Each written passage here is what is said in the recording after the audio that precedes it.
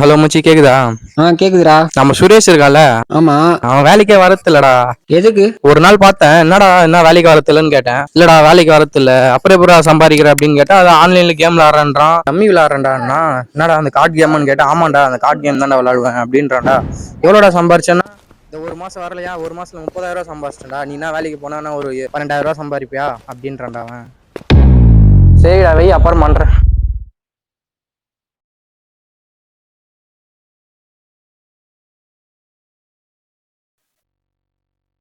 மச்சி, நம்ம சுரேஷ் தெரியும்ல, அவன் நேற்று பார்த்தேன்.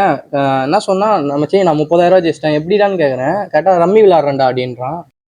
அதை விடு, நீ முதல்ல ஐஃபோன் வாங்குற, நீ அது என்ன ஆச்சு? முடிஞ்ச அளவு காசு சேர்த்து வச்சிருக்கேன். இன்னும் ஒரு மாதம் வேலை செஞ்சாதான் இன்னும் காசு சேரும் போல. நானும் அந்த கேம் விளையாடி பார்க்கட்டா, எனக்கும் விளையாடுறது. அந்த கேம்லாம் ஆடாத, எல்லாம் ரிஸ்க்கு. அவனுக்கு லக்கு இருக்குது, அவன் ஜெயிச்சான். உனக்கு லக்கு இருக்கணும். லக்கு இல்லைன்னா மொத்தம் எதுவுமே போயிடும். உஷாரா இது பண்ணிட்டோம். போடா பூமரே, எனக்கும் விளையாட தெரியும். சரி வரட்டா, நாளைக்கு பார்ப்போம். எதை இவனுக்கு ஒன்றா தெரிஞ்ச மாதிரி பேசுங்கிறான்.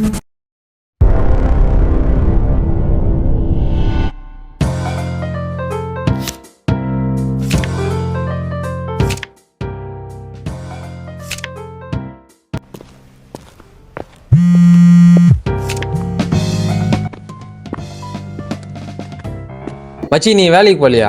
எங்கடா வேலைக்கெல்லாம், இப்போதான் வேலைக்கு போகாம இங்கே உட்காந்தேன், கேம் விளாட்னேன். 500 ரூபா போட்டு 1000 ரூபா ஜெயிச்சிட்டேன். இதுக்கப்புறம் எங்க வேலைக்கு போயிட்டு என்ன கேள்றா, அந்த கேம்லாம் ஆடாதா, ரொம்ப டேஞ்சரான இது விட. அதெல்லாம் எல்லாம் எனக்கு தெரியும், போடா ஜோக்கரு. எல்லாம் பட்டாதான் புரியும், சொன்னா கேட்க மாட்டேங்குது.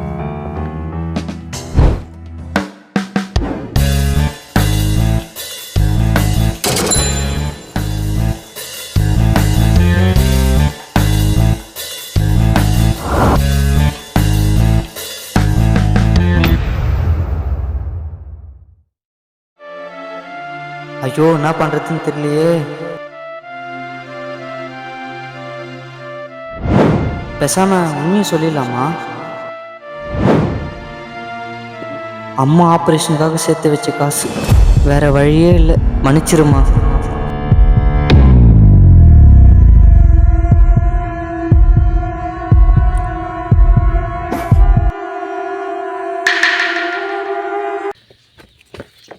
சே, இதுக்காக நான் போய் சாவ பார்த்தேனேடா.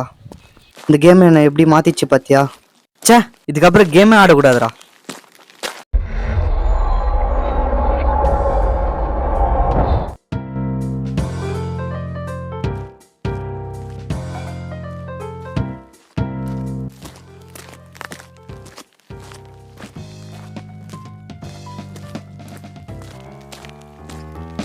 நான் சுரேஷ் சோகுமாரா. மச்சான், 80,000 ரூபாய் கேம்ல விட்டுட்டுண்டா. இப்போ என்ன பண்றதுன்னு தெரியல. வீட்டுக்கு கூட தெரியாதுடா. இப்போ நான் இங்க வந்துட்டேன், என்னடா பண்றது? சும்மா போய் சொல்லாதடா.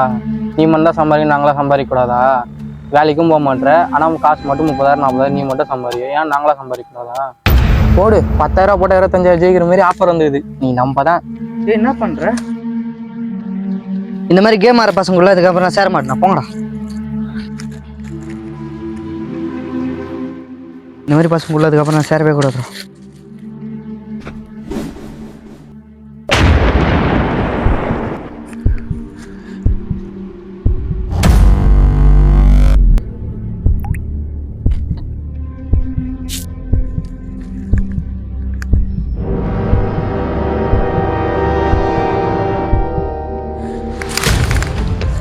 ஏய், என்னடா ஆச்சு சுரேஷ்?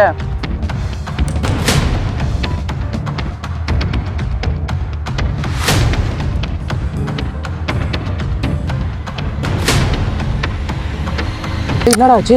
இரா, தண்ணி ஊத்துனா இரா.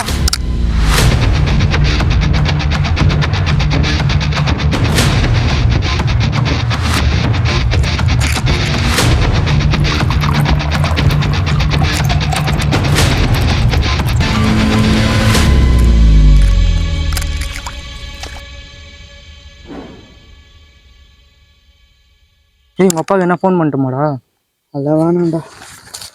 ஏய் இரா, ஏய் சொன்னா கேளுடா.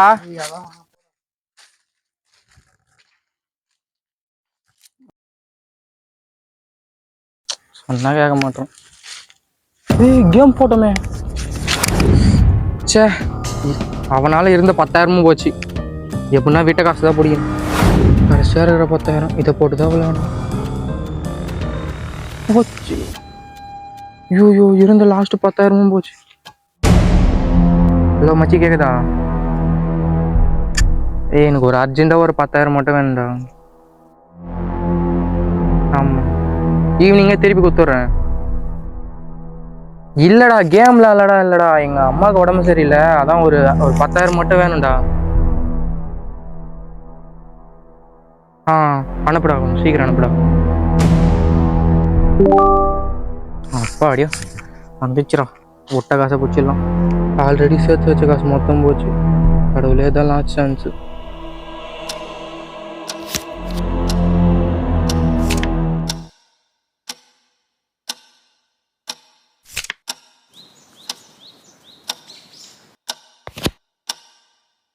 Time out. ஐயோ